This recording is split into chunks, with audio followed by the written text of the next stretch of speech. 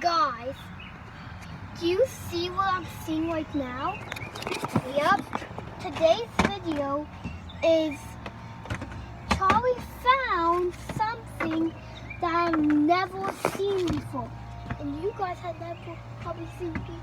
These are called cicadas. And there's one right there. And guess what? What?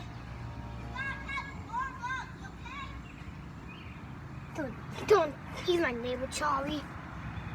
Okay, bye. Okay, bye. Okay, so it's like a. So they're huge and they can fly and they do nuts and they're harmless. So that means they don't bite or anything. So that's good. So you can touch them, but I'm not touching them because I don't want to wash my hands. And I have to because I'm outside. No, Charlie found more in here. He said he did. Oh, look, there's another one like this. Look, I see some in my eye vision, but probably not in my camera vision. So look, there's one right there. There's one right there. You guys can see. Oh, yep, there he is.